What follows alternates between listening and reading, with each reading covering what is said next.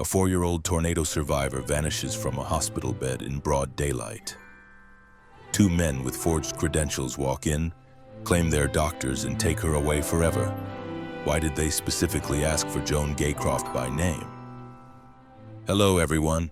Before we start, make sure to like and subscribe to the channel and leave a comment with where you're from and what time you're watching.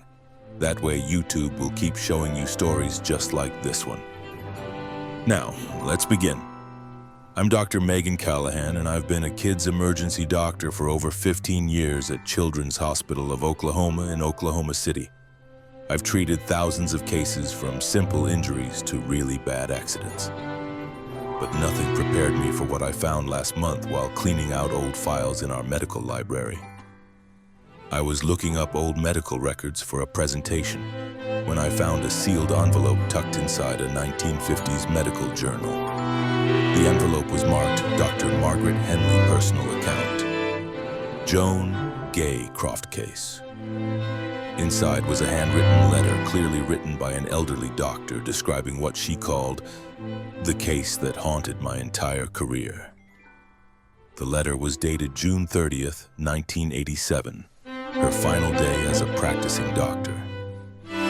According to hospital records, Dr. Margaret Henley had been a kids' emergency doctor who worked at several hospitals throughout Oklahoma from 1947 until she retired in 1987 at age 68. She passed away in 2010 at the age of 91. This appears to be her final story about a case that had stayed in her thoughts for 40 years of medical practice. What follows is Dr. Henley's story, written exactly as she wrote it on her last day of work. My name is Dr. Margaret Henley, and I am writing this account on June 30th, 1987. Today is my final day as a practicing doctor. After 40 years of taking care of sick children, I am hanging up my stethoscope and retiring from the job that has defined my entire adult life. As I pack up my office, I feel like I need to leave a record of the case that has haunted me every single day of my career. The case that changed not just how I practice medicine, but who I am as a person. I was just 28 years old when it happened, working my first job as a real doctor at Woodward General Hospital in Oklahoma. It was April 9th, 1947, and nothing in my medical training could have prepared me for what would happen over the next 72 hours. Woodward was a quiet town of about 5,000 people, the kind of place where everyone knew everyone, and medical emergencies were usually normal things you could expect. Farm accidents, sick children, the occasional heart attack. That changed in 3 terrible minutes. At 9:27 p.m. on that April evening, an F5 tornado, the most powerful kind of tornado there is, carved a path of destruction directly through the heart of Woodward. The tornado was nearly a mile wide with winds over 300 mph, and it moved through our town like an angry giant striking down everything in its path. I was at home when the sirens began wailing. Living in Oklahoma, you get used to tornado warnings, but something about this one felt different. The air itself seemed to shake with scary energy, and the sky had turned that sickly green color that people who study storms know means real trouble. My phone rang at 9:45 p.m. It was Dr. Robert Matthews, the main doctor at Woodward General. "Margaret, we need you here now," he said, his voice tight with worry. "The tornado hit us directly. We have dozens of hurt people coming in, and we're going to need every doctor we can get." I threw on my clothes and drove through streets that looked like a war zone. Houses were turned into splinters. Cars were flipped over and wrapped around telephone poles, and broken pieces were scattered everywhere. The hospital itself had been damaged. Several windows were blown out and part of the roof was gone, but the building was strong enough to still work as our emergency treatment center. The scene inside was controlled chaos. Nurses were setting up treatment areas in the hallways. Volunteers were bringing in stretchers, and the sound of crying children filled the air. Dr. Matthews briefed me quickly as we walked through the emergency department. "We've got at least 40 people hurt so far, and more are coming in. Mostly broken bones, cuts, head injuries. But Margaret," he paused and lowered his voice, We've also got several children who've been separated from their families. Some parents are still missing, possibly dead. We're going to need to keep these kids comfortable while we try to find their relatives. The next several hours were a blur of medical work. I treated a 10-year-old boy with a broken arm where the bone was sticking out, a 6-year-old girl with bad cuts on her head, and twin brothers who had been found unconscious under the pieces of their collapsed home. It was exhausting, heartbreaking work. But it was also why I had chosen to be a kid's doctor, to be there for children in their scariest moments. Around 2:00 a.m., as the first wave of hurt people began to get better, Nurse Patricia Collins came up to me with a chart in her hands. "Dr. Henley, we have 2 children in room 7 who need your attention. Sisters ages 4 and 8. They were brought in about an hour ago." I followed Patricia down the hallway to room 7, which we had turned into a makeshift kids' ward. The room had 4 beds, and in 2 of them was the most heartbreaking scene I had seen that night. The older girl, who appeared to be about 8 years old, was sitting up in bed with a bandage wrapped around her head. She had beautiful dark hair and large, smart eyes that seemed far too grown up for her age. Despite her obvious injuries, she was awake and was gently stroking the hand of the smaller child in the bed next to her. The younger girl, Joan Gaycroft, according to her chart, was 4 years old with blonde hair and pale skin. She was awake but seemed to be in shock. She had a small cut on her forehead and what looked like bruises on her arms and legs, but nothing that looked like it would kill her. "Hello, girls," I said softly, walking up to their beds. "I'm Dr. Henley. How are you feeling?" The older girl, Jerry, according to her chart, looked up at me with those serious eyes. "My head hurts, but Joan won't talk. She hasn't said anything since they brought us here." I pulled up a chair between their beds and began checking them over. Jerry had hit her head hard and needed several stitches in her scalp, but her brain responses were normal, and she was clearly thinking clearly. Joan's physical injuries were small. The cut on her forehead needed only 2 stitches, and her bruises, while painful, didn't show any inside damage. But Joan's mental state was worrying. She was showing classic signs of severe shock. She stared straight ahead without focusing on anything. She didn't respond when people talked to her, and her body was stiff with tension. This was not uncommon in children who had been through terrible experiences, but it needed careful watching. "Jerry, can you tell me what happened?" I asked gently. The 8-year-old's face crumpled and she began to cry quietly. "The wind came and our house started shaking. Mama put us under the kitchen table, but then everything went black and there was this terrible noise. When I woke up, there were men digging us out of the wood and stuff." "What about your parents? Were they with you?" Jerry's crying got worse. "Mama was right next to us under the table, but when the men found us, she wasn't moving. And Papa?" She paused, trying to stop crying. "Papa wasn't even there. I don't know where Papa was." My heart broke for these children. I had already been told about their situation by the nurse who brought them in. Their mother, Helen Croft, had been found dead at the scene, killed instantly when the roof of their house fell down. Joan's stepfather, Jerry's real father, had been badly hurt and was having surgery right now. The doctors weren't sure if he would live. Over the next few hours, I checked on the girls regularly. Jerry was getting better and despite her sadness was talking to the nurses and even managed to eat a little bit of soup. Joan, however, stayed in her frozen state. She would drink water when it was offered, but she wouldn't speak, wouldn't look at anyone, and showed no interest in what was happening around her. This type of mental shock in children was not uncommon after disasters. The human mind, especially a child's mind, sometimes just shuts down when faced with experiences too scary to understand. The usual treatment was to provide a safe, quiet place and wait for the child to slowly come out of the shock. Most children got better within a few days to a week. But Joan was different. There was something about her stillness that felt deeper than typical shock response. When I looked into her eyes, I didn't see the blank expression of shock that I was used to seeing. Instead, I saw what looked like deep sadness, as if she understood exactly what had happened, and was choosing not to deal with a world that had become too painful to bear. Around 6 o'clock a.m., as the sun was beginning to rise over the destroyed town, I was called to take care of other patients. The hospital was still getting hurt people, and there were several children with more serious injuries who needed help right away. I asked Nurse Collins to check on Joan and Jerry every hour and to tell me immediately if there were any changes. At 10:30 a.m., I returned to room 7 to find Jerry sitting up in bed coloring in a book that one of the volunteers had brought her. She looked up when I came in and managed a small smile. "How are you feeling, sweetheart?" I asked. "My head still hurts, but not as much, and I'm worried about Joan. She still won't talk to me." I looked over at Joan's bed. The 4-year-old was lying on her side, facing the wall in exactly the same position she had been in when I left 4 hours earlier.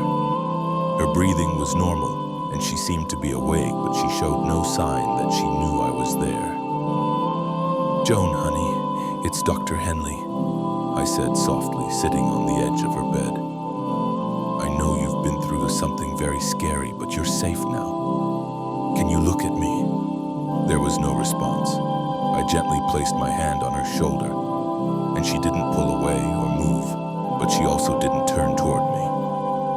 It was as if she had gone so far inside herself that the outside world just didn't exist for her anymore. I spent the next 20 minutes doing a more careful brain check. Joan's reflexes were normal. Her eyes responded properly to light, and there were no signs of head damage beyond the small cut on her forehead. Physically, she was fine. Mentally, however, she couldn't be reached.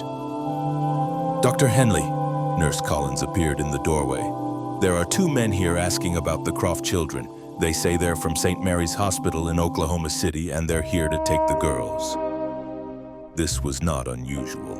Woodward General was a small hospital with limited kids' facilities, and Oklahoma City had much better resources for treating shocked children. It made sense that arrangements would be made to move Joan and Jerry to a place better able to handle their long-term care. "Did they show proper ID?" I asked. "Yes, they have transfer papers and everything looks official. They're asking specifically about taking both girls." I followed Nurse Collins to the main desk where 2 men in dark suits were waiting. They appeared to be in their 30s or early 40s, both well-dressed and professional-looking. One was tall and thin with graying hair, and the other was shorter and stockier with a mustache.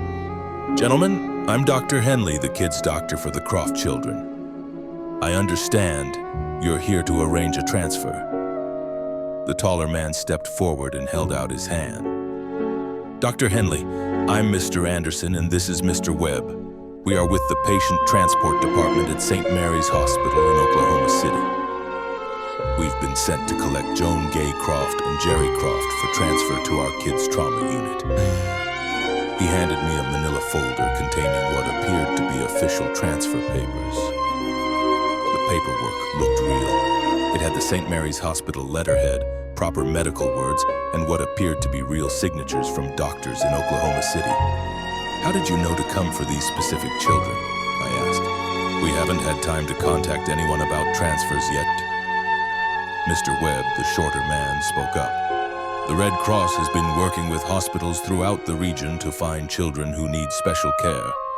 When they learned about the Croft girls' situation, losing their mother and with their father in critical condition, they asked us to bring them to Oklahoma City, where we have better mental health support services for shocked children."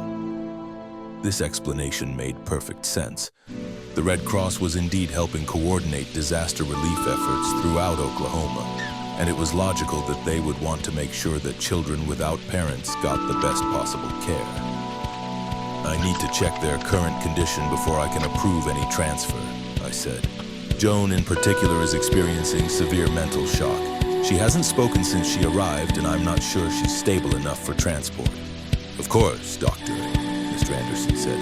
"We understand your concerns, but we have a child psychiatrist waiting at St. Mary's who specializes in shock cases like this. The sooner we can get Joan into proper treatment, the better her chances of getting better." I couldn't argue with that logic.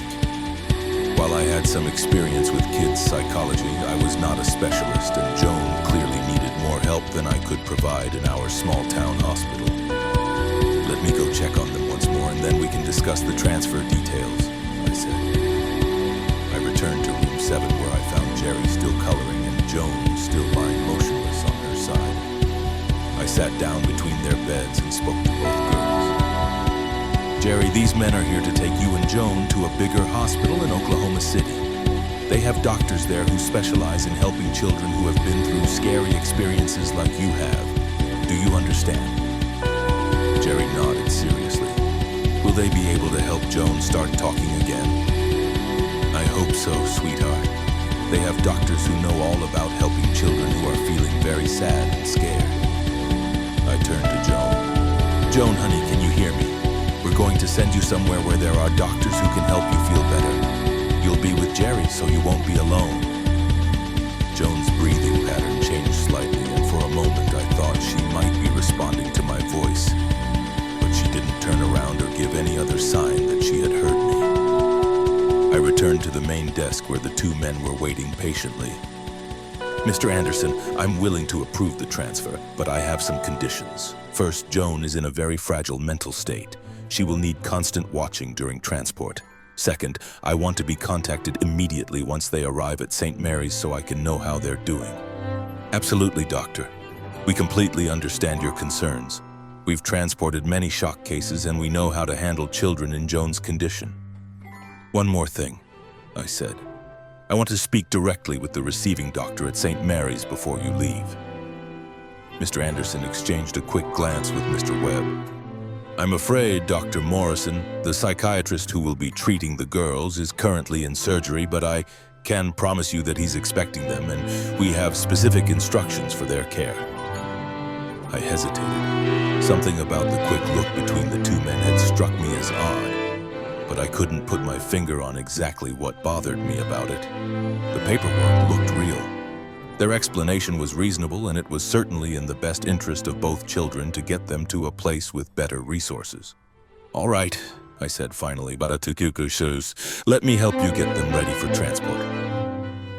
We returned to room 7, where I explained to Jerry that she and Joan would be going to the Oklahoma City hospital. Jerry seemed worried about leaving, but she understood that it was necessary. Getting Joan ready for transport was more challenging. She remained completely unresponsive, and we had to dress her and prepare her for the journey as if she were in a coma. The two men were professional and gentle in how they handled both children. They had brought a wheelchair for Joan and allowed Jerry to walk alongside them. As they prepared to leave, Mr. Anderson turned to me. Dr. Henley, thank you for taking such good care of these girls. We'll make sure they get the help they need. Please call me as soon as you arrive in Oklahoma City. I want to know how they're doing. Of course, we should be there in about 3 hours. I watched from the hospital entrance as they loaded both girls into a dark sedan. Jerry looked back and waved at me through the rear window. Joan was sitting in the back seat next to her, still staring straight ahead, still lost in whatever internal world she had gone to. The car pulled away and I returned to my other patients. The hospital was still overwhelmed with tornado victims, and I had dozens of other children who needed my attention. But throughout the rest of that day, I found myself thinking about Joan Gay Croft and wondering if I had made the right decision in allowing her to be transferred. At 6:00 p.m., nearly 9 hours after the men had left with the girls, I called St. Mary's Hospital in Oklahoma City. St. Mary's Hospital, how may I direct your call? I need to speak with Dr. Morrison in your kids' psychiatry department. This is Dr. Margaret Henley from Woodward General Hospital regarding 2 children who were transferred to your facility this morning. Please hold while I connect you. After a few minutes, the operator came back on the line. I'm sorry, Dr. Henley, but we don't have a Dr. Morrison in our psychiatry department. Could you be thinking of a different doctor? A cold feeling began to develop in my stomach. No, I specifically need to check on 2 children who were transferred from Woodward General this morning. Joan Gay Croft, age 4, and Jerry Croft, age 8. They should have arrived around 1:00 p.m. Let me check our admissions records. There was a long pause. I'm not showing any admissions today for children with those names. Are you sure they were brought to St. Mary's? The cold feeling in my stomach became full panic. Yes, they were picked up by two men who said they were from your patient transport department. They had official transfer papers with your hospital's letterhead. Dr. Henley, I need to transfer you to our security department immediately. Within an hour, the Oklahoma City Police Department had contacted the Woodward Sheriff's Office, and a full investigation was started. The transfer papers that the two men had shown me were looked at by experts and found to be very good fakes. St. Mary's Hospital confirmed that they had no record of the men, no knowledge of any planned transfer, and no patients matching the description of Joan and Jerry Croft. The FBI was called in to investigate what was now being treated as a kidnapping case. Agents questioned me extensively about my interactions with the two men, and I provided detailed descriptions of how they looked, how they acted, and everything they had said to me. But as the investigation went on, disturbing details began to come out. The most important was that the two men had specifically asked for Joan Gay Croft by name when they arrived at the hospital. They hadn't asked for the Croft children or the tornado victims. They had specifically requested Joan. This suggested that they had known exactly who she was before they arrived at the hospital. In a small town like Woodward, it was possible that word had spread about the children who had lost their mother in the tornado, but the fact that they knew her full name and that they had come prepared with forged documents specifically for her transfer suggested a level of planning that was deeply disturbing. The investigation revealed another troubling detail. When agents traced the route that the men would have taken to Oklahoma City, they found Jerry Croft at a gas station about 20 miles outside of Woodward. She was unharmed but terrified.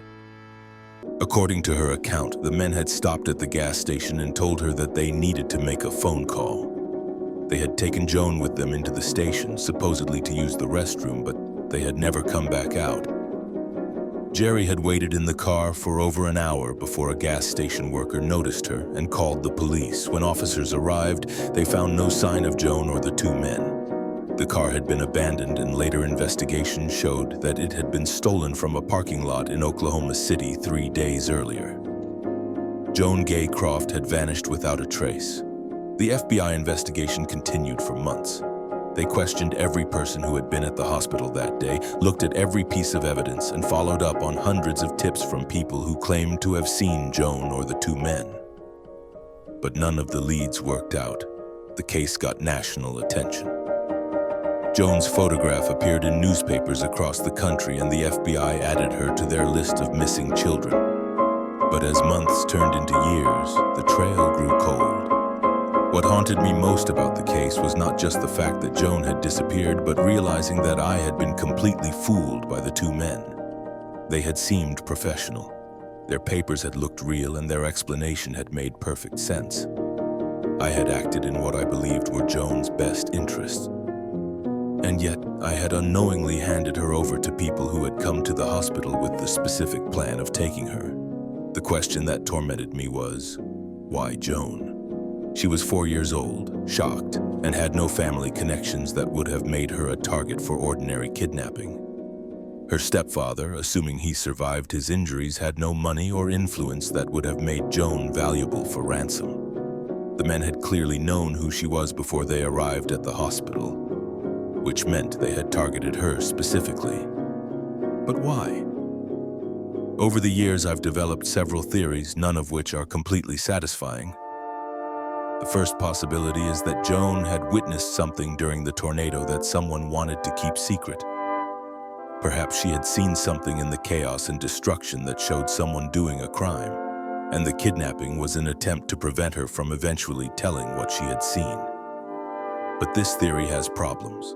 Joan hadn't spoken since arriving at the hospital, and there was no way to know if she would ever recover enough to be a believable witness to anything. The second possibility is that Joan was taken for adoption purposes. In 1947, legal adoption procedures were less strict than they are today, and there was an illegal market for healthy young children. Perhaps the two men were working for someone who wanted a daughter and had specifically requested a young girl who fit Joan's description. But this theory also has problems. Why go to such complicated lengths to forge documents and pretend to be hospital personnel when there were legal ways to adopt children, even in 1947. The third possibility, and the one that disturbs me most, is that Joan was taken by someone who had known her before the tornado. Perhaps she had been targeted by someone who had been planning to take her for some time, and the tornado had simply provided the perfect opportunity. The chaos and confusion after the disaster would have made it easy for someone to remove a child from the community without being noticed. But this theory raises the most troubling questions of all. Who would have known Joan well enough to target her specifically? And what did they want with a 4-year-old girl? 23 years later, in 1970, I received a letter that brought back my interest in Joan's case. The letter was postmarked from Denver, Colorado, and had no return address. Inside was a single sheet of paper with a message typed on what appeared to be an old typewriter. Dr. Henley, you probably don't remember me, but I was one of the children you treated after the Woodward tornado in 1947. I wanted you to know that I'm doing well and that I've never forgotten your kindness during that terrible time.